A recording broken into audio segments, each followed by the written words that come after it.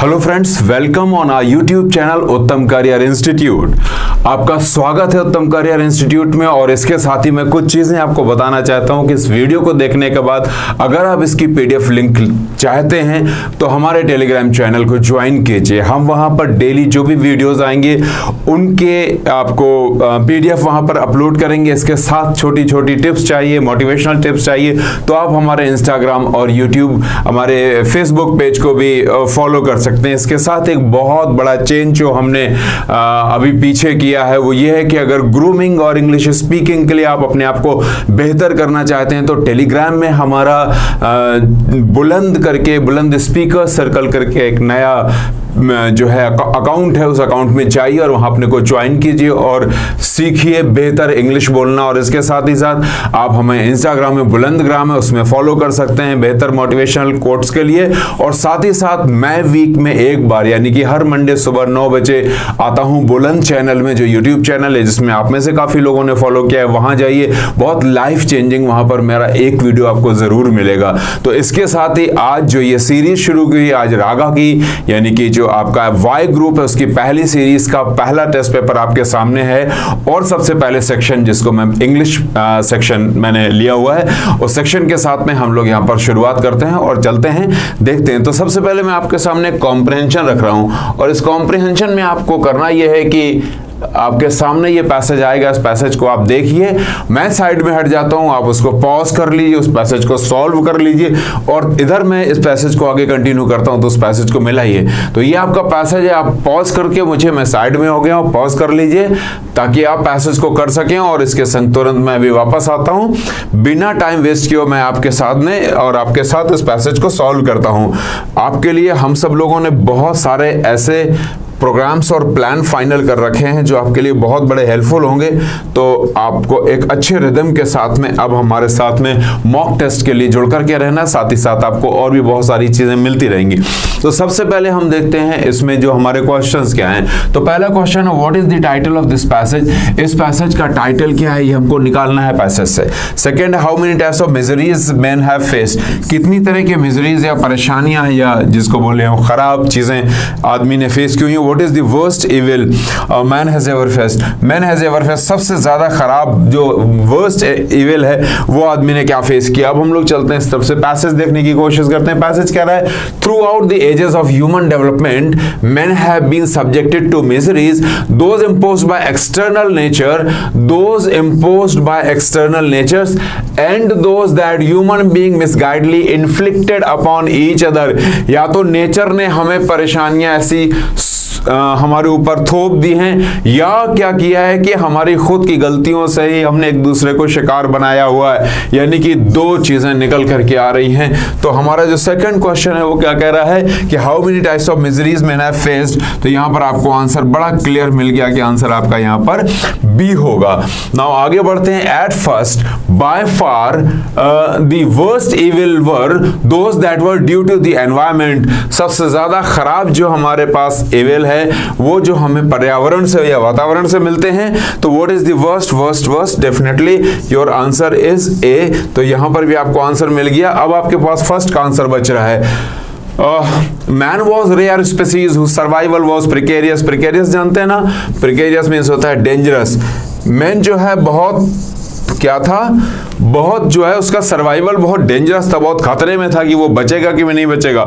Without the ability of the monkeys, बंदरों की क्षमता के बगैर, विदाउट एनी कोटिंग ऑफ फर होना चाहिए, of fur he had difficulty in escaping from wild beasts and in most parts of the world could not endure the winter's cold, right? इसके बावजूद भी हमने अपने आप को बचा लिया और endure कर लिया विंटर कोल्ड से। He had two biological advantage, उसके पास दो biological advantages थे। The upright posture यानी कि सीधा चलना, and his hands and intelligence यानी कि उसके पास बुद्धि थी और सीधा खड़ा होकर के जो चलता था मैन, बस यही अंतर था। To transmit experience gradually these advantages give him supremacy, इन्हीं ने उसको सुप्रीमेसी दी। तो ओवरऑल इन जनरल अगर हम पैसेज का फील लें तो पैसेज क्या बात कर रहा है, passage is not talking about development through ages, passage वो फिर सक्सेसिव डेवलपमेंट का एक अलग रीजन होगा। यहां पर सीधी सी बात है कि यहां ह्यूमन सुप्रीमेसी, यानी कि हम सबसे ऊपर जो बैठे हुए हैं वो सबसे बड़ी बात है। At the end of the passage यहां पर हम बात कर रहे हैं सुप्रीमेसी की, तो कहीं ना कहीं टाइटल निकालने के लिए हमको पैसेज को एक इन डेप्थ देखना पड़ेगा। This is the first 3 questions. Now let's talk about 4th question. यहां पर आपको बहुत स्पीड से 4 सेक्शंस होंगे आपके रागा में, उनको आपको विद इन टाइम कंप्लीट करना है। Choose the correct form of verb on the word for each blank. I saw him, मैंने देखा, तो यहां पर अब आपको जो भी फिल करना है, नाउ यू हैव टू जज कि आउट ऑफ 4 ऑप्शंस आपको क्या फिल करना है। अगर देखें यहां वर्ब तो आ चुका है, यहां पर ऑब्जेक्ट भी आ चुका है, यहां पर सब्जेक्ट भी आ चुका है, तो यहां पर क्या सेट करेंगे, ये वर्ब है, सैड भी वर्ब है सैड भी कहीं ना कहीं वर्ब का फॉर्म है। Rather we need a noun जिसको हम बोले जेरेंट, तो यहां पर हमने क्या किया, I saw him sitting in the garden, तो यहां पर आंसर बी हो जाएगा। Now next one, we should have also, we should have also towards animal, we should have generosity, we should have curiosity or whatever, so you need a noun। तो यहां पर अगर हम नाउन ढूंढें तो क्या काइंड नाउन है, kindness noun है, काइंड पर्सन यानी कि यहां पर एडजेक्टिव हो गया, काइंडली क्या हो गया, एडवर्ब हो गया, माइंडफुल एक अलग वर्ड आ रहा है, तो यू नीड अ काइंडनेस, तो यहां पर क्या हो जाएगा, यहां पर आंसर आपका 5th में सी हो जाएगा। नाउ 6 कह रहा है the soldier was rewarded for, उसे अपने किस चीज के लिए रिवॉर्डेड किया गया। जब कभी भी फॉर आए तो आंसर आएगा वाई का, किस लिए किया गया, तो यहां पर आपको समझ लेना चाहिए कि उसको हमें यहां पर उसको देना पड़ेगा क्या, नाउन। तो ब्रेव नाउन है, ब्रेवली नाउन नहीं है, यहां पर ब्रेवरी नाउन है, so you have to go with C. उसे अपने ब्रेवरी के लिए अवार्ड मिला, तो 6th का आंसर आपका क्या हो जाएगा, सी हो जाएगा। अब हम बात करते हैं 7th 8th ऑनवर्ड्स की। 7th कह रहा है हमारा, Let's see what 7th says। 7th कह रहा है I differ, so this is ये एक प्रीपोजिशनल एरर है जिसमें आपको थोड़ा सा ध्यान रखना पड़ेगा। I differ जब यहाँ पर from your opinion होता है, लेकिन अगर आप किसी पर्सन से डिफर करेंगे I differ with you, तो जबकि with जोड़ने के लिए आता है, लेकिन डिफर यहाँ पर करेंगे तो with करेंगे, इस चीज का ध्यान रखिएगा थोड़ा सा। इसके he has not easy क्या आ रहा है, he has an easy, उसकी पहुंच है, पहुंच, दिस इज व्हाट रीच, उसकी रीच है कहां तक, to the commandant, he has an easy reach to, right, access to होता है, तो यहां पर हमने 2 कर दिया, 2 का आंसर यहां पर बी दिया हुआ है, सो 8th का आंसर बी हो जाएगा। 9th क्या कह रहा है, वी ऑल अबाइड, बंधे हुए किसी चीज से, so abide by the law, आप जानते हैं ना, we all are abided by the law, तो यहां पर आपने क्या किया, अबाइड बाय द लॉ कर लो। अगला हम देखते हैं, अगर 10th में the old man was run over, ध्यान से देखिए, The old man was run over, यहां पर कार आ रहा है, तो कार के पहले आपने कौन सी प्रीपोजिशन लगाना है, रन ओवर, ऑन नहीं आएगा, विद नहीं आएगा, run over by a car, तो यहां पर बाय कर दीजिए। Choose the miss spelled word, इसमें से स्पेलिंग किसकी गलत है, ऑलरेडी सही है, इसके संग संग ज्यादा ये हो सकता है कि एक और स्पेलिंग होती है, वो होती है ऑलरेडी, इसका मतलब सब तैयार, और इस ऑलरेडी का मतलब जानते हैं, लगेज की स्पेलिंग यही होती है, कैरियर की यही होती है, और कैरियर को अगर हम करियर कर लें तो वो स्पेलिंग ये हो जाएगी, लेकिन सक्सेस की स्पेलिंग गलत है, क्योंकि उसकी स्पेलिंग क्या होना चाहिए, SUCCESS, सक्सेस हो गया। अब हम बात करते हैं 12th की, यहां पर क्या करना है, ऑपोजिट, यानी कि हमको ढूंढना है एंटोनिम, एंटोनिम ढूंढना है। एडवर्सिटी मींस होता है खराब टाइम, बैड टाइम या परेशानी, एडवर्सरी मींस होता है बैड टाइम, तो इसका ऑपोजिट क्या हो जाएगा, if adversary is bad time तो इसका ऑपोजिट हो जाएगा misfortune, misery, prosperity, so opposite will be 12, यानी कि इसका आंसर आपने प्रॉस्पेरिटी कर दिया। अब हम बात करते हैं अगले की, यानी कि हमारा 13th क्या है, 13th सेज ऑब्वियस का हमें एंटोनिम फाइंड आउट करना है, इन सारे वर्ड्स के हमको एंटोनिम ढूंढने हैं। ऑब्वियस मींस होता है क्लियर, एविडेंट मींस होता है clear, evident and apparent clear होता है, तो ये तीनों इसके क्या हो गए, सिनोनिम हो गए। ऑब्सक्योर मींस होता है हिडन होता है, जिसको हम बोलें कंसील, ठीक है, क्लैंडेस्टाइन, ये सारे के सारे किसके लिए हम यूज करते हैं, हिडन के लिए, तो ये ऑब्सक्योर इसका आंसर हो जाएगा। अगर कोई एक्टिव है तो उसका ऑपोजिट क्या, स्मार्ट, एनर्जेटिक, ब्रिस्क, ये तो सिनोनिम्स हो गए, तो एंटोनिम इसका ये हो जाएगा। आप देखिए कितना ब्यूटी आ रहा है कि 3 सिनोनिम्स हो रहे हैं और चौथा एंटोनिम हो रहा है। was the case there adversity, misfortune, misery and prosperity। यहाँ पर भी देखा जाए तो ये तीनों अगर देखा जाए तो ये तीनों इसके सिनोनिम्स हो रहे हैं, ये एंटोनिम हो रहे हैं। एक अच्छा सा पेपर है। इसके बाद में बिहेवियर मीन्स होता है, जानते हैं आप बिहेवियर मीन्स होता है नॉर्म्स, डीड्स एंड मैनर्स, तो ये तीनों इसके सिनोनिम्स हो गए। एंड कैरेक्टर जो है वो एंटोनिम हो गया। तो ये टेक्निकली देखा जाए तो बड़ा स्टाइल से पेपर बनाया गया, जहाँ आपको एक एंटोनिम के संग 3 सिनोनिम्स मिल रहे हैं, या तो ये आपको ईजी हो जाएगा अप्रोच की आपको फाइंड आउट करने में।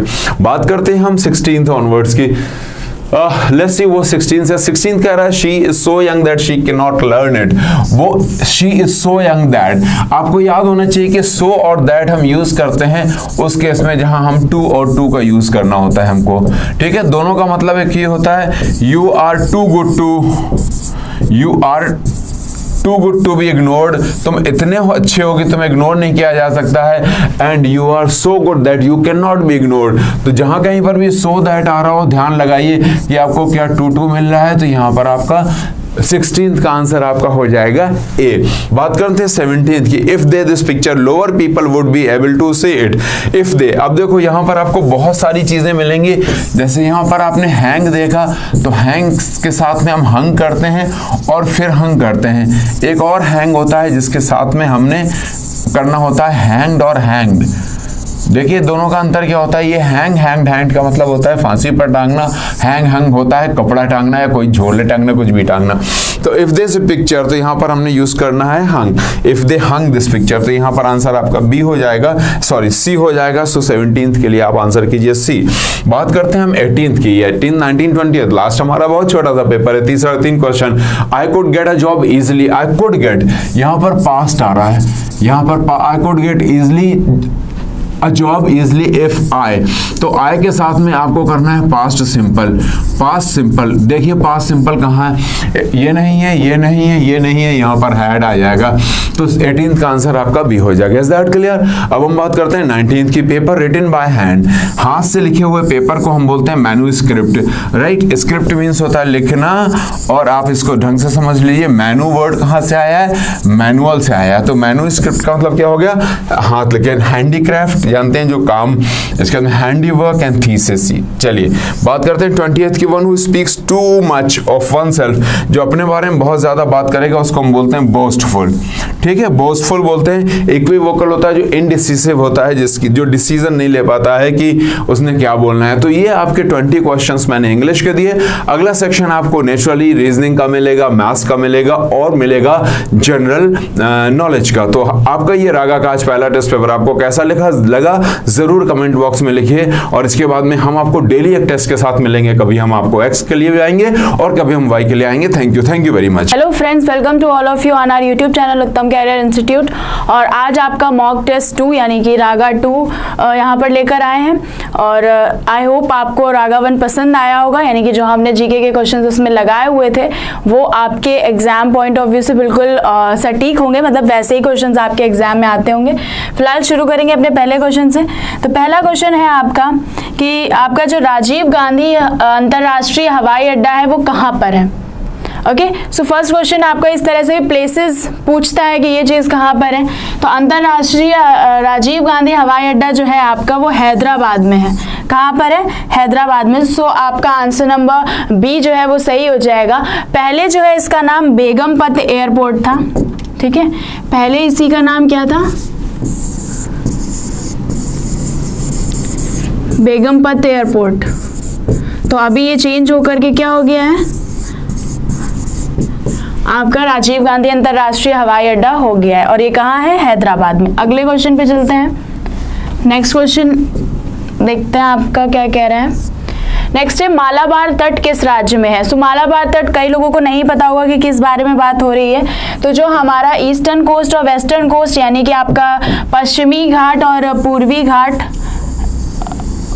भारत का अगर हम मैप देखें तो ये हमारे दो क्या हैं, कोस्ट हैं, कोस्टल एरियाज हैं ये, ठीक है, ये कोस्टल एरियाज हैं। तो जो हमारा वेस्ट में है उसे हम क्या बोलते हैं, वेस्टर्न कोस्ट, और जो हमारा ईस्ट में है उसे हम ईस्टर्न कोस्ट बोलते हैं। तो जो हमारा वेस्टर्न कोस्ट है वो डिवाइडेड है, मतलब उसको अलग अलग नाम दिए गए हैं रीजनली। तो जैसे कि यहाँ पर जो कोस्ट है ठीक है, यहाँ पर जो कोस्ट है उसे हम कठियावाड़ या कच्छ कोस्ट कहते हैं, क्योंकि यहाँ पर गल्फ ऑफ कच्छ है।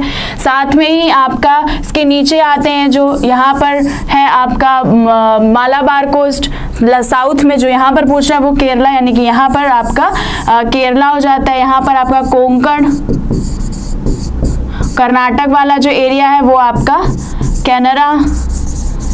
ठीक है, तो ये चीजें हैं, ये आपको ध्यान रखनी है, और अगर जो डिटेल वीडियो होगा उसमें और अच्छे से बताया गया होगा। तो फिलहाल मालाबार तट आपका कहाँ पर है, यानी कौन सा एरिया को मालाबार तट कहते हैं, तो जो केरल का एरिया है उसको हम क्या कहते हैं, मालाबार तट।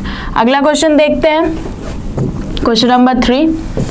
क्वेश्चन नंबर 3 कह रहा है which one of the latitudes form a great circle. तो इसमें से कौन सा है जो ग्रेट सर्कल बनाता है। तो आपका बहुत बार, मतलब बहुत ही इजी क्वेश्चन है, ये आता होगा आप लोगों में से बहुतों को, लेकिन फिर भी जो पहली बार देख रहे हैं उन्हें नहीं भी आता होगा। तो 0 डिग्री जो है आपका इक्वेटर, उसी को हम ग्रेट सर्कल कहते हैं। क्यों कहते हैं, क्योंकि ये हमारे अर्थ को 2 इक्वल हेमिस्फीयर्स में डिवाइड करता है। यानी कि अगर हम एक ग्लोब ले लें और ग्लोब पर देखें तो जो आपका बीच से जाती हुई लाइन है वो 0 डिग्री है। आपको पता होगा कि जो लैटिट्यूड्स हैं या लॉन्गिट्यूड्स हैं उनको डिग्रीज में बांटा गया, यानी अर्थ के सेंटर से कुछ एक एंगल बनाती हुई लाइंस हैं। यहाँ से जो 1 डिग्री पे एंगल बनाती है और फिर हम उसको ऐसे करके पैरेलल कर देते हैं 0 डिग्री पे, तो वो 1 डिग्री हो जाती है। फिर ऐसे ही करके और भी बहुत सारी हैं, यहाँ से कुछ 2 डिग्री, 3 डिग्री, 4 डिग्री, 5 डिग्री, और ये आ जाता है फिर 90 डिग्री। और इसी को हम क्या कहते हैं, pole, north pole, south pole. Okay, और ये भी यहाँ से 90 डिग्री होता है। तो ये जो डिग्रीज है, तो ये 0 डिग्री, यानी कि यहाँ पे कोई भी आपका एंगल नहीं बनता, तो ये 0 डिग्री है। फिर आपका ऐसे ही जाता है, फिर एक आता है आपका 23.5 डिग्री। ठीक है, 23.5 डिग्री को हम क्या बोलते हैं, Tropic of Cancer. Tropic of Cancer यानी कि आपका कर्क रेखा। सेम ये चीज नॉर्थ की हो गई, सेम यही चीज आपकी 23.5 डिग्री साउथ में भी होती है, और साउथ वाले को हम क्या बोलते हैं, मकर रेखा। ट्रॉपिक ऑफ कैप्रिकॉर्न, मकर रेखा। बहुत बार ये पढ़ाया है मैंने आपको और बहुत ही इजी है, आपको पता होगा। तो ये आपका सही आंसर जाएगा, यानी कि 0 डिग्री जो है वो इक्वेटर है, उसी को हम ग्रेट सर्कल बोलते हैं। जितने भी लैटिट्यूड्स हैं उन्हें हम पैरेलल्स भी कहते हैं। ठीक है, क्योंकि ये क्या होते हैं, एक दूसरे के पैरेलल होते हैं। नेक्स्ट क्वेश्चन पे चलते हैं, क्वेश्चन नंबर 4th कह रहा है आपका which city is known as electronic city. कौन सी सिटी को हम इलेक्ट्रॉनिक सिटी के नाम से जानते हैं। तो आपका जो बेंगलोर है वो आपका इलेक्ट्रॉनिक सिटी कहा जाता है, बेंगलोर को। इसी तरह से अगर हम गुड़गांव को देखें तो गुरुग्राम जो है हमारा, इसका नया नाम है, इसको हम मिलेनियम सिटी के नाम से भी जानते हैं।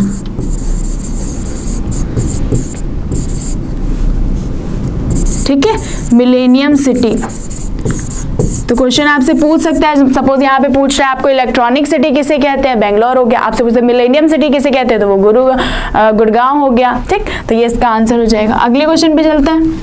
5th कह रहा है which of the following is the banker of the bank. तो कौन सा ऐसा बैंक है जिसे हम बैंकों का बैंक कहते हैं, तो वो है RBI।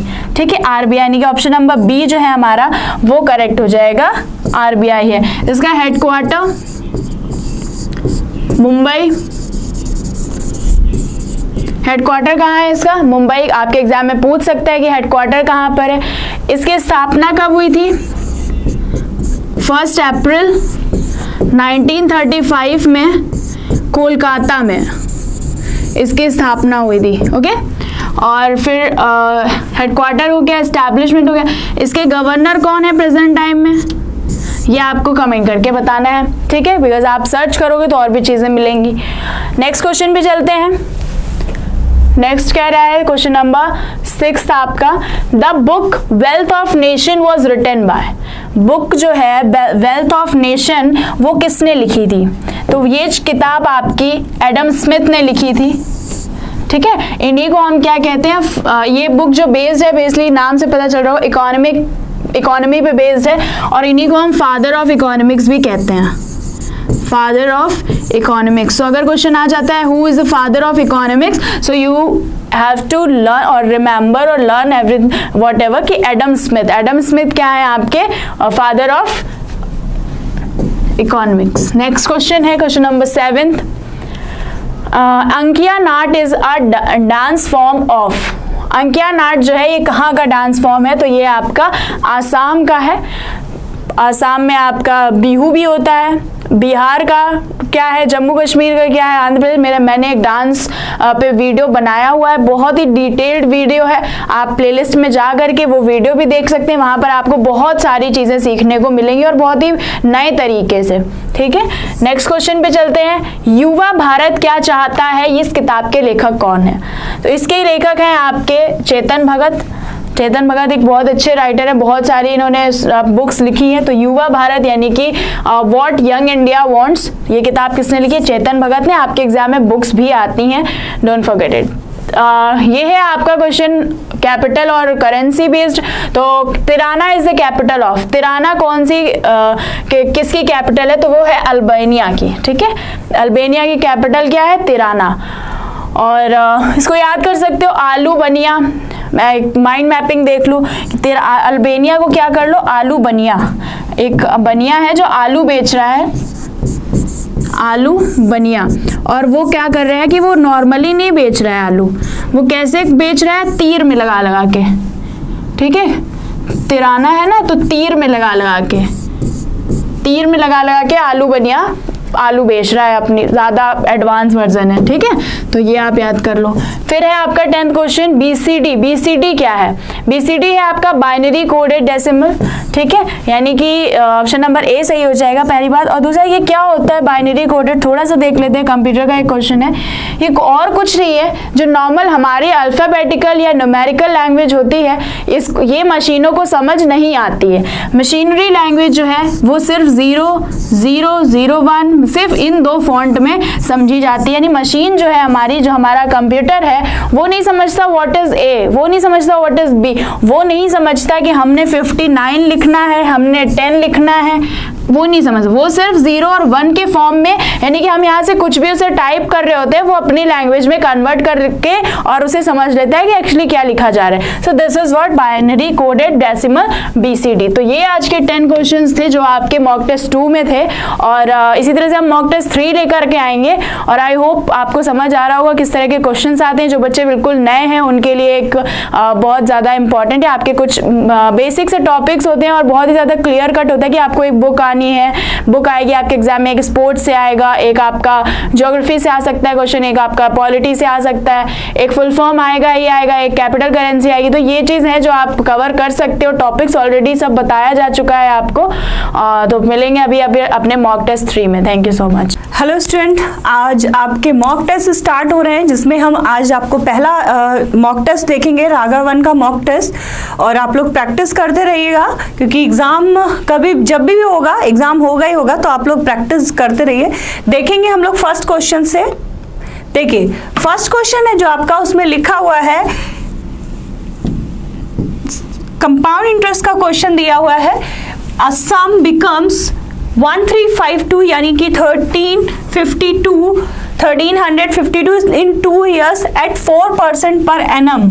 ठीक है, compound interest the some is, आपसे पूछा गया है सम का मतलब है प्रिंसिपल पूछा गया है। तो क्या करेंगे, इस क्वेश्चंस को कंपाउंड इंटरेस्ट के जितने भी क्वेश्चंस हैं मैंने आपको कैसे बताया है कि आपको रेट ऑफ इंटरेस्ट से सॉल्व करने हैं। रेट ऑफ इंटरेस्ट आपका क्या दिया हुआ है यहाँ पर?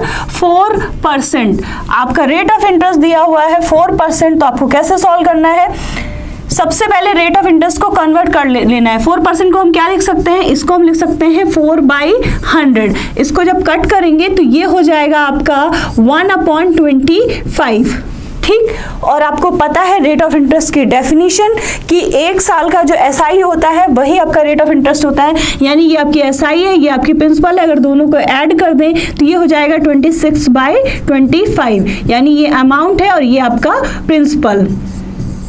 ये आपका कितना है? Amount and principal. ये हमने वैल्यू को निकाल लिया। उसके बाद क्या करते थे, हम लिखते थे प्रिंसिपल इनटू जो हमने रेट ऑफ इंटरेस्ट कन्वर्ट किया है उसको 26/25, और पावर किसकी?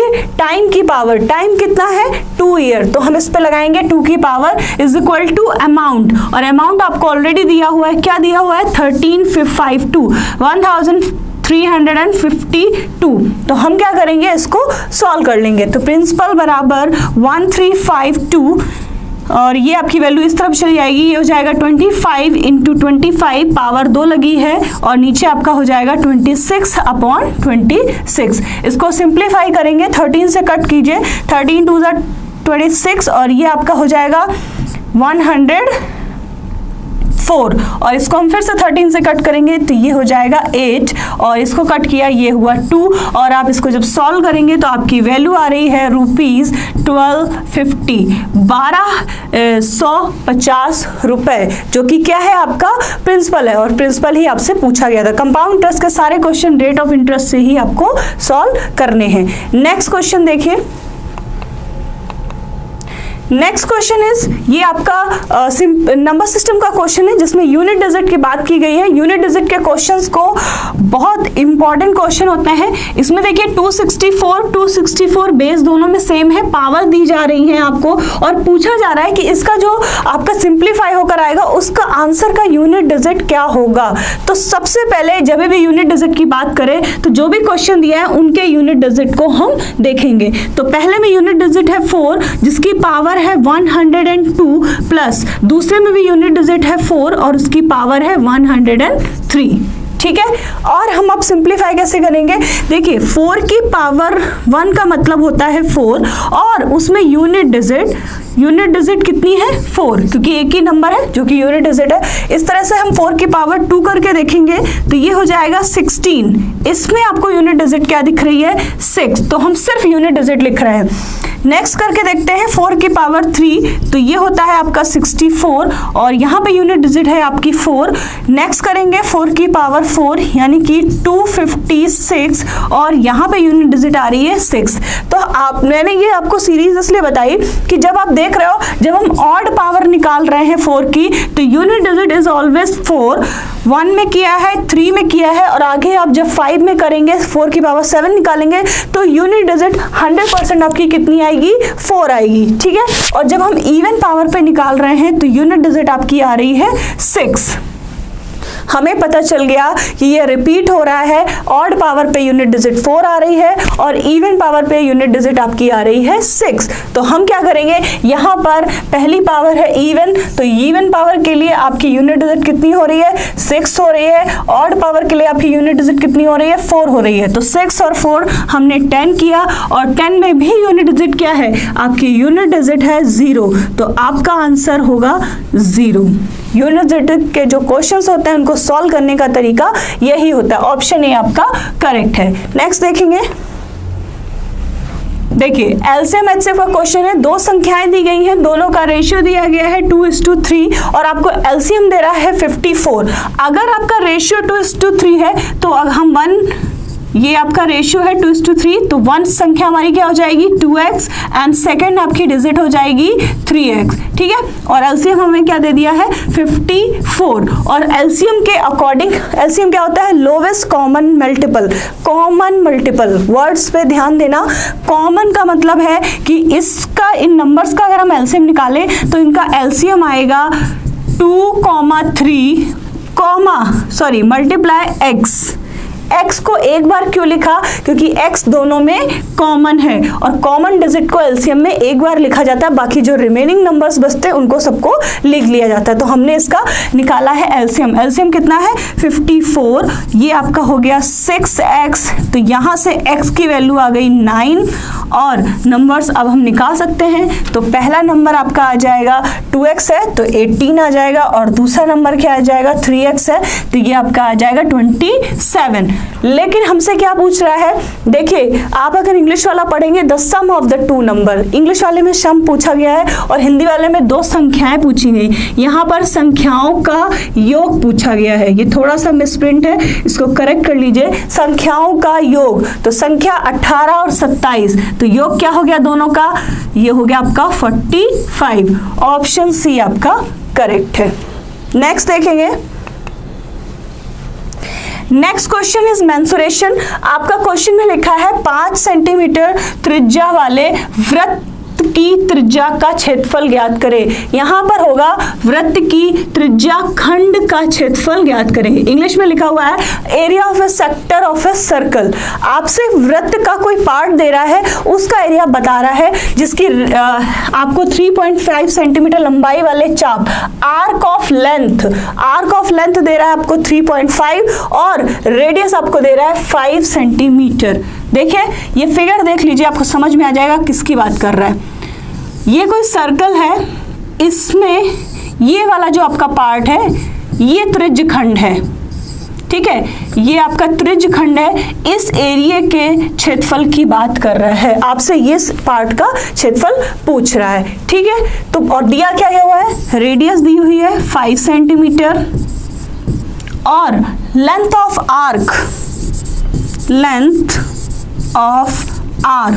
कितनी दी है, 3.5 सेंटीमीटर और पूछा है आपसे एरिया। तो हम लिखेंगे एरिया त्रिज्य खंड का क्षेत्रफल बराबर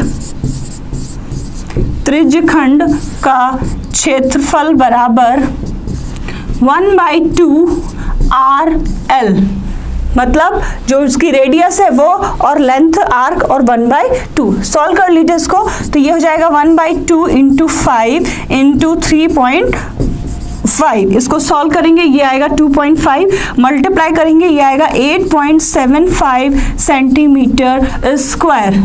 ऑप्शन बी आपका करेक्ट है। रेडियस 5 थी, आर्क 3.5 थी और हमने उसका फॉर्मूला लगाया और डायरेक्ट आपका आंसर आ गया। मेंसुरेशन में फॉर्मूले याद होने चाहिए तभी आप सॉल्व कर पाएंगे। नेक्स्ट देखिए, नेक्स्ट क्वेश्चन देखिए, बोल रहा है स्कूल में 60% क्या है, बॉयज है और परसेंटेज आपको बॉयज का दे रहा है और नंबर्स आपको गर्ल्स का दे रहा है। पूछ रहा है लड़कों की संख्या। तो देखिए वैसे अगर आप इसको करोगे तो 60% अगर आपके बॉयज हैं तो सीधी सी बात है 40% आपकी क्या होंगी, गर्ल्स होंगी। आप ये वैल्यू आपको 40% के इक्वल कर दीजिए तो आपका आंसर आ जाएगा। लेकिन हम इस लोग इसको डायरेक्ट करेंगे, कैसे करेंगे, अगर 60% बॉयज हैं तो लड़कियों की संख्या जैसा कि बताया 40% बराबर 972 और आप फिर उसके बाद 1% निकालें, 100% निकालें, नहीं करना है। हमें 40% पता है, हमें कितना निकालना है, 60%। क्यों, क्योंकि नंबर ऑफ बॉयज कितने हैं, 60%। 40% इतना है तो 60% कितना होगा, डायरेक्ट 972 और 40 अपॉन में आ जाएगा मल्टीप्लाई 60। सॉल्व करिए इसको आप काटेंगे, ये आएगा और 4 चौको 16, ये इसको आप मल्टीप्लाई करेंगे, ये हो जाएगा 18 और 5 और 14, यानी कि नंबर ऑफ बॉयज आपके हैं 1458। ऑप्शन बी आपका करेक्ट है। नेक्स्ट देखिए, नेक्स्ट क्वेश्चन है, वस्तु का 200% लाभ पर बेचा गया है, प्रॉफिट परसेंटेज इज 200। तो क्रय मूल्य और विक्रय मूल्य का अनुपात यानी सीपी और एसपी का अनुपात पूछ रहा है, cost price and selling price का अनुपात। तो आपको पता है कि ऐसे क्वेश्चन में प्रॉफिट एंड लॉस में हम सीपी हमेशा कितनी लेते हैं, 100। सीधी सी बात है, सीपी हमारी 100 है और प्रॉफिट परसेंटेज कितना दे रहा है, हम मान लेते हैं प्रॉफिट हमारा कितना है, 200। अगर हमने किसी वस्तु को 100 रुपए में खरीदा है और उस पर हमें 200 रुपए प्रॉफिट हुआ है तो वो वस्तु हमारी कितने रुपए में बिची होगी, वो वस्तु हमारी 300 रुपए में बिची होगी, तभी तो हमें 200 रुपए का प्रॉफिट हुआ है। तो एसपी हो गया, यहाँ पर एसपी बराबर होता भी है फॉर्मूला सीपी प्लस प्रॉफिट। ये आपको लिखने की जरूरत नहीं है क्योंकि हमें सीधा सीधा पता है कि अगर कॉस्ट प्राइस में प्रॉफिट ऐड कर दें तो हमें सेलिंग प्राइस पता चल जाता है। तो ये स्टेप करने की जरूरत नहीं थी, सीधे सीधे एसपी आपकी क्या आ गई, 300 और परसेंटेज पूछा है सीपी और रेशियो पूछा है सीपी और एसपी का। तो सीपी और एसपी का रेशियो है, सीपी हमारी 100 है, एसपी हमने 300 निकाली, सॉल्व किया तो ये आ गया 1:3। ऑप्शन सी आपका करेक्ट है। क्वेश्चन के जितने भी स्टेप्स कम हो जाए आपको कम करना है, फटाफट क्वेश्चन को सॉल्व करना है। नेक्स्ट देखेंगे, देखिए नेक्स्ट क्वेश्चन आपका एवरेज का है। बोल रहा है इन अ फैमिली 6 सन्स की जो एवरेज है वो है 8 वर्ष। फिर बोल रहा है कि जो 6 सन है वो plus mother and father parents की अगर आप ऐड कर देते हैं तो उनका एवरेज हो जाता है 22। फिर बोल रहा है कंडीशन की फादर की जो एज है वो मदर की एज से 8 वर्ष ज़्यादा है तो मदर की एज क्या होगी। एवरेज के लिए सीधा सा फॉर्मूला है एवरेज बराबर सम अपॉन एन, बस इसी पे ही अब एवरेज आपका पूरा डिपेंड करता है। तो देखिए पहले स्टेटमेंट के अकॉर्डिंग हम क्या करेंगे, सम निकालेंगे, सम ऑफ 6 सन्स, 6 पुत्रों की जो आपकी पूरी की पूरी जो आयु होगी वो कितनी होगी।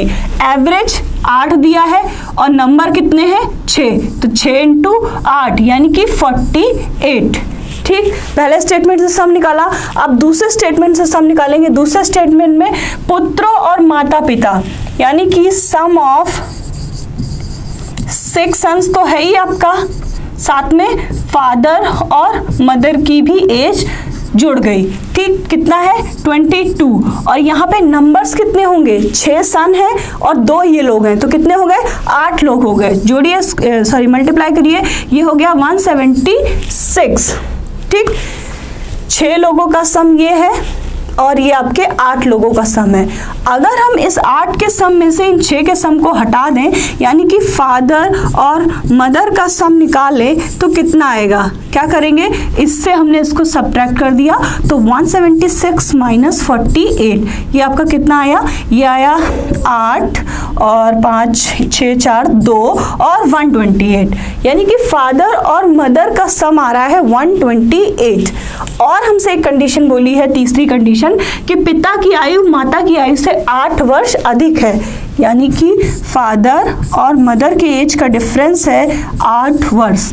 तो एक हमारी इक्वेशन ये बन गई, एक हमारी इक्वेशन ये बन गई, ये 2 इक्वेशन बन गई है। इन दोनों इक्वेशन को सॉल्व कर लेंगे, जब आप इसको सब्ट्रैक्ट करेंगे तो ये हो जाएगा, मदर की एज कैंसिल हो जाएगी और ये फादर मिलकर क्या हो जाएंगे 2f हो जाएगा, और दोनों की एज 128 प्लस 8 ऐड हो जाएगा, तो 2f बराबर ये हो जाएगा 136, और आप इसको कट करेंगे तो फादर की एज आ रही है 68 ईयर्स, फादर की एज आ रही है 68 ईयर्स, और निकालने किसकी है, मदर की। बोला है कि पिता उससे 8 साल बड़ा है, तो सीधा सीधा हमें पता है मदर कितनी हो जाएगी 60 ईयर्स की, 60 साल माता की एज आएगी, जो कि ऑप्शन सी है आपका करेक्ट आंसर। नेक्स्ट देखेंगे इसके बाद,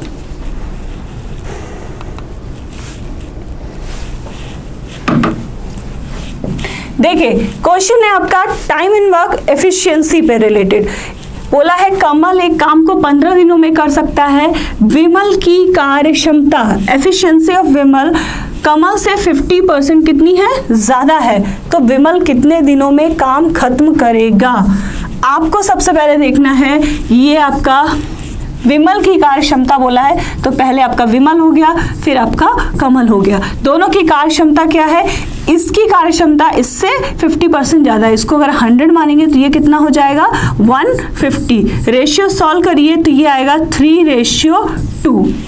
ठीक, ये किसका रेशियो है, एफिशिएंसी का, यानी कि कार्य क्षमता का। और आपको मैंने बताया है time is inversely proportional to 1/W, और W क्या है, W आपका वर्क है, पर डे वर्क है, और पर डे वर्क को ही आप एफिशिएंसी भी बोलते हैं। इसको अगर हम उल्टा कर दें, इसको हम 2:3 कर दें तो ये आपका टाइम में कन्वर्ट हो गया, और हमें यही चाहिए था। पहली लाइन क्या बोली, कमल एक काम को 15 दिनों में करता है, और कमल के रेशियो में कितना निकल के आया 3, तो 3 बराबर हो जाएगा 15 के, तो 1 बराबर हो गया 5 के, जो कि कमल का है ये। और पूछा है कि विमल उस काम को कितने दिनों में खत्म करेगा, तो विमल का रेशियो क्या है, 1 बराबर 5 वैल्यू है, तो विमल के रेशियो निकालने के लिए क्या करेंगे, विमल का टाइम निकालने के लिए 5 × 2, यानी विमल उस काम को खत्म करेगा 10 दिनों में, 10 डेज में वो वर्क को फिनिश कर रहा है। नेक्स्ट देखेंगे, देखिए ये क्वेश्चन भी आपका रेशियो का है, लेकिन ये क्वेश्चन करने के लिए मैंने आपको एक रूल बताया था, हाइड एंड सीक रूल। आपको हमेशा याद रखिए, जब भी ऐसा फॉर्मेट दिखे तो हाइड एंड सीक रूल आपको निकालना है। यानी कि A अनुपात B अनुपात C निकालने के लिए सीधा सीधा आपको क्या करना है, अगर A पूछना है, A निकालेंगे तो A को आप हाइड कर दीजिए। A को हाइड करेंगे तो आपको क्या दिख रहे हैं, B और C। B और C के नंबर क्या है, 3 और 4, मल्टीप्लाई कर लीजिए, ये हो जाएगा 12। B को निकालना है तो B को हाइड कर दीजिए, आपको A और C के नंबर चाहिए, यानी कि 4 2 8, और C को निकालना है तो C को छिपा दीजिए और आपको अब नंबर दिख रहे होंगे 3 और 2 यानी कि 6। इसको और सॉल्व कर लीजिए, ये हो जाएगा 6 4 और 3, यानी कि A और B और C का अनुपात आ रहा है 6 4 और 3। ऑप्शन सी आपका करेक्ट है। सीधा सा क्वेश्चन है, आपको कोई सॉल्व नहीं करना है कि K रखो वैल्यू बराबर K, फिर K से A की वैल्यू निकालो, B की वैल्यू निकालो, ऐसा कुछ नहीं करना है। सीधा सीधा हाइड एंड सीक रूल निकालना है। नेक्स्ट क्वेश्चन देखिए, टाइम स्पीड एंड डिस्टेंस का है। क्वेश्चन में लिखा हुआ है 2 ट्रेन है जिनकी लेंथ दी है और ट्रेन की लेंथ ही उनकी दूरी होती है, ये आपको पता है 4:3। उनकी स्पीड का भी रेशियो दे दिया है 6:5। पूछ रहा है उनके किसी खंबे को पार करने में उनके द्वारा लिया गया समय की बात कर रहा है। हमेशा याद रखना, कभी भी डिस्टेंस या लेंथ का रेशियो दिया जाए 4:3 और स्पीड का रेशियो दिया जाए 6:5 और आपसे टाइम का रेशियो पूछे तो बस कुछ नहीं करना है, आपको रेशियो में ये लगेगा, केवल क्या करना है, आपको सीधा सीधा क्रॉस मल्टीप्लाई कर देना है। तो 4 और 5 का किया, ये हो गया 20, 6 और 3 का किया, ये हो गया 18, और यही आपका टाइम का रेशियो आ गया। ऑप्शन सी आपका करेक्ट है। इसके अलावा आपको कुछ भी नहीं करना है। और इसके साथ आज का मॉक टेस्ट कैसा लगा कमेंट में ज़रूर बताइएगा। बाकी चैनल को आप सब्सक्राइब कर लिए, जिन लोगों ने नहीं किया है लाइक करिए, शेयर करिए ज़्यादा से ज़्यादा, और मिलेंगे हम लोग अगले मॉक टेस्ट में। हाँ डियर स्टूडेंट्स, रीजनिंग के क्वेश्चंस जो है डिस्कस करेंगे हम, और उनको देखते हैं तेज़ी से कैसे एक्यूरेसी के साथ हम कर सकते हैं।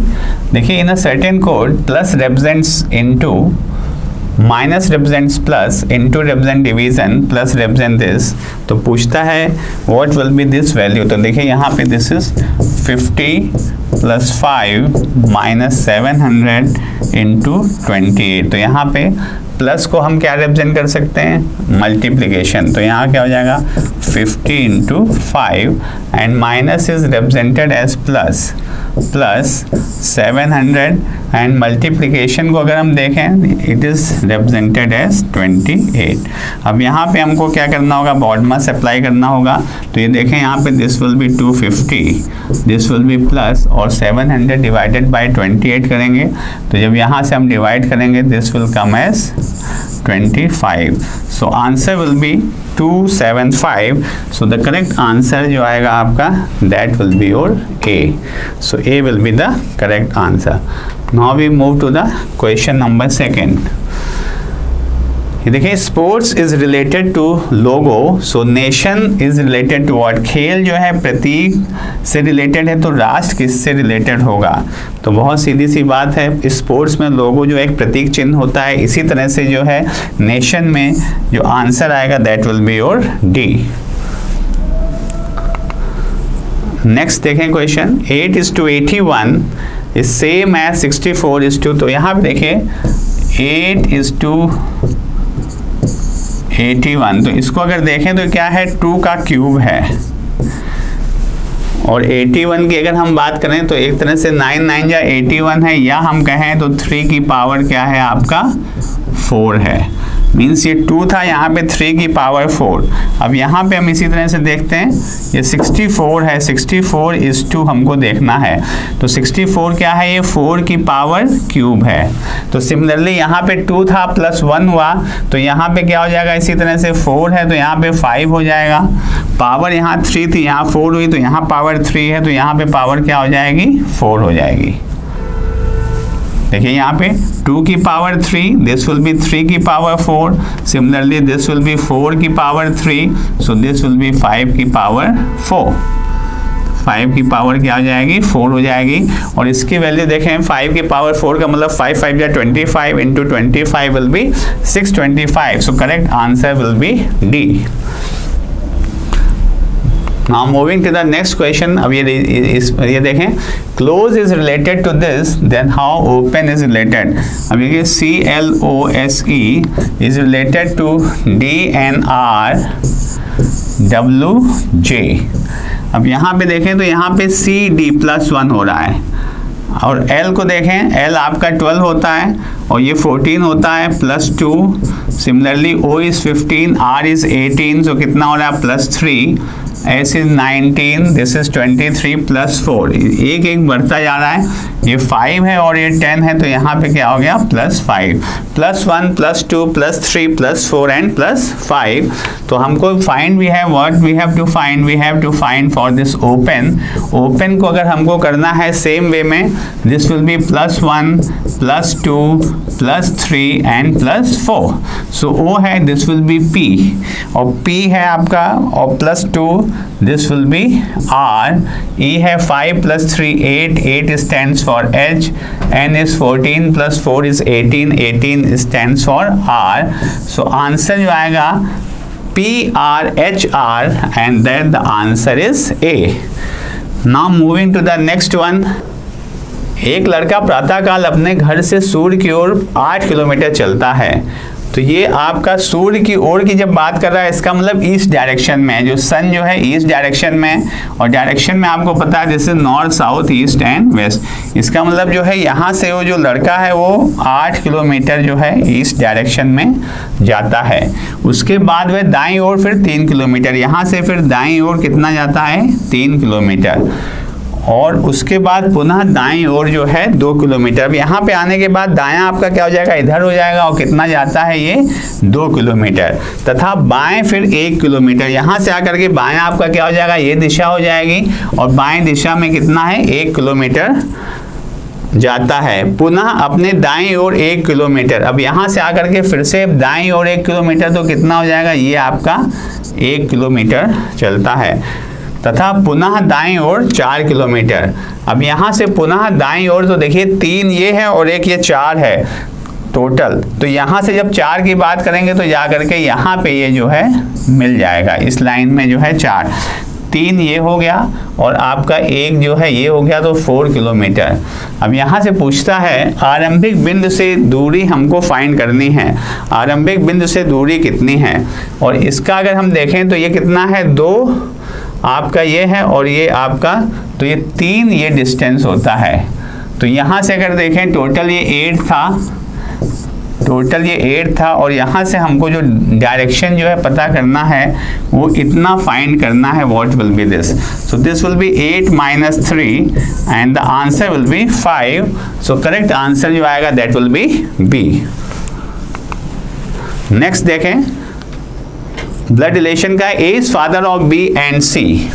तो देखिए ए फादर है तो plus sign, B and C ये आपस में हो जाएंगे, is father of B and C, and B is son of A. B son है तो क्या हो जाएगा आपको plus sign, but C is not son of A. C is not son of A means अगर सन नहीं है सी, इसका मतलब क्या है डॉटर है.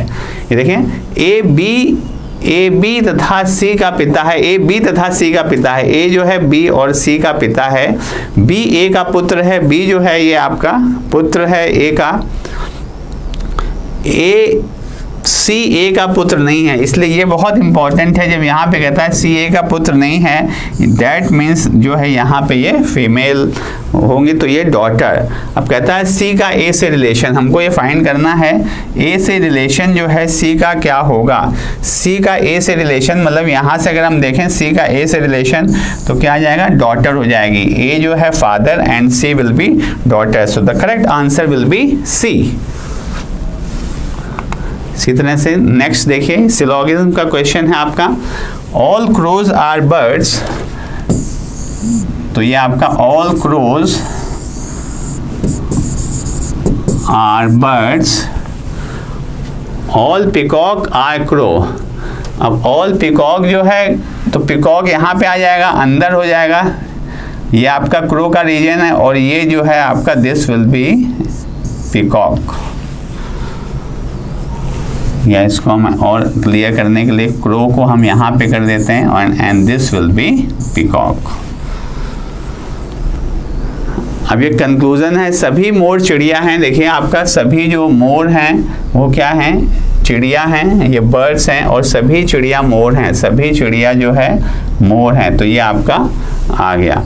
अब इसी में देखते हैं ऑल पिकॉक्स आर बर्ड। अब हमको चेक करना है ऑल पिकॉक्स आर बर्ड, अगर देखें तो ये बिल्कुल पूरी तरह से फॉलो कर रहा है, तो this will be the correct one. All birds are peacock, all birds are peacock के लिए क्या होता, बर्ड्स को अंदर होना पड़ता, तो वो गलत है, वो फॉलो नहीं कर रहा। तो सेकंड कंक्लूजन फॉलो नहीं कर रहा है, तो इसमें केवल एक ही only first conclusion follow. So the correct answer will be C. Next देखें, number of letters skipped in between adjacent letter in the series is odd. कहता है दी गई श्रृंखला में समीपवर्ती अक्षर तथा प्रथम अक्षर के मध्य लुप्त अक्षरों की संख्या जो है विषम है। यहाँ पे जो इनके बीच का जो डिफरेंस है वो क्या आ रहा है, जो भी नंबर लुप्त हो रहे हैं, गायब हो रहे हैं, वो क्या है, डिफरेंस ऑड है। अब देखिए आप BDHLR, तो इनके कोड लिखते हैं 2, 4, 8, 12 और ये R is 18। एक चीज बहुत क्लियर है, इनके बीच में जितना डिफरेंस होता है, अगर 2 का डिफरेंस आ रहा है तो लेटर कितना होता है, 1 होता है। ये बात क्लियर है। यहाँ पे केवल मिसिंग क्या है, आपका C मिसिंग है। अगर आप देखिए तो एक ही लेटर मिस कर रहा है, तो 4 में से 2 गया तो लेटर क्या होगा, 1 ही होगा। डिफरेंस आया यहाँ पे 2, यहाँ पे 4 आया, और यहाँ पे 4 आया, और यहाँ पे अगर देखें तो कितना आया, आपका 6 आया है। लेकिन इनके बीच का अगर हम लेटर की बात करें तो लेटर यहाँ पे 1 होगा, इनके बीच में लेटर क्या होंगे, 3 होंगे, इसके बीच में लेटर 3 होंगे, इनके बीच में लेटर 5 होंगे। तो पहले ही ऑप्शन में अगर हम देखें तो ये इस कंडीशन को जो है यहाँ पे जो है ये सेटिस्फाई कर रहा है, पहला ही ऑप्शन, कि इनके बीच के जो लेटर हैं वो क्या आ रहे हैं, आपके विषम नंबर आ रहे हैं। एक और हम इसमें केस देख लेते हैं जिससे आपको क्लियर हो जाए कि क्या है। इसी का अगर हम ये सेकंड बी पार्ट देखें तो ये क्यों फॉलो नहीं कर रहा, देखिए EIMQV। अब यहाँ पे देखें तो E5 है, I9 है, M13 है, Q17 है, V22 है।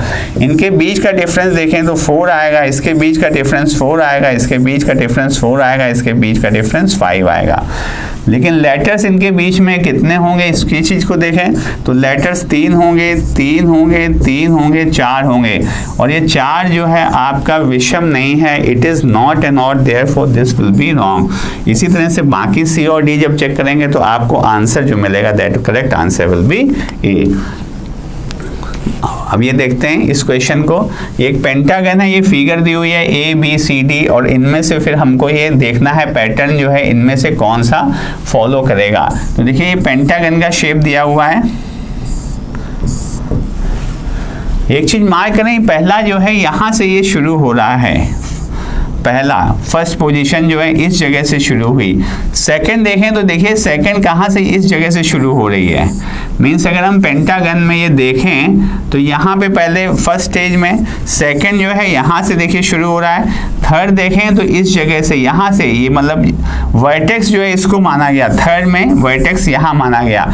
इसका मतलब जो आंसर आएगा फोर्थ में वर्टेक्स क्या होगा आपका, ये होगा। और अगर ये वर्टेक्स हमारा होगा तो उस कंडीशन में क्या फिगर आ जाएगा, ये वर्टेक्स हमारा अगर यहाँ से फोर्थ में ये वर्टेक्स होगा तो ये फिगर जो है आपका इस तरह आ जाएगा। और अगर ये देखें तो इसमें B है जो कि इस वर्टेक्स से है, बाकी और देखेंगे तो ये गड़बड़ है, बाकी कोई भी फॉलो नहीं कर रहा है, यहीं से जो है तो B ही है जो कि इस कंडीशन को फॉलो कर रहा है। सो the correct answer will B B। अगला देखें 10th क्वेश्चन, यहाँ पे देखते हैं, जो देखिए क्रॉस जो है आपका यहाँ से किस तरह शिफ्ट हुआ, यहाँ पर आया। ये पोजीशन अगर हम ये देखें, पहली पोजीशन में ये है, यहाँ पे ये देखें फर्स्ट, सेकंड, थर्ड और फोर्थ अगर हम कहें, अगले में यहाँ पर मूव हुआ लेफ्ट में, फिर यहाँ पे मूव होता है, फिर एक पोजीशन यहाँ से देखिए ये यहाँ पे आया, उसके बाद फिर यहाँ पे थर्ड में इस जगह आता है, तो आंसर में क्या होगा, ये होगा। मीन्स जब आंसर आएगा तो ये जो आपका क्रॉस है वो ये होगा। और इन ऑप्शन में अगर हम देखें तो आपका केवल सी है जो कि इसको फॉलो कर रहा है, बाकी कोई भी नहीं कर रहा, तो करेक्ट आंसर सी कर सकते हैं। दूसरा इसी तरह से इसको भी अगर हम देखें, ये सर्किल जो आपका है वो किस तरह से हो रहा है, देखिए सर्किल की ये पोजीशन है और ये जो है क्लॉकवाइज डायरेक्शन में ये फर्स्ट पोजीशन पे है, यहाँ पे ये सेकंड पोजीशन पे है, यहाँ पे थर्ड पोजीशन में, आंसर में यहाँ पे आ जाएगा और ये आपका आंसर में आएगा। तो सी जो है आपका पूरी तरह से सही है। इस तरह से बच्चों आपको हमने डिस्कस किए क्वेश्चन जो है किस तरह से रीजनिंग में हम स्पीड के साथ कर सकते हैं। Thank you very much.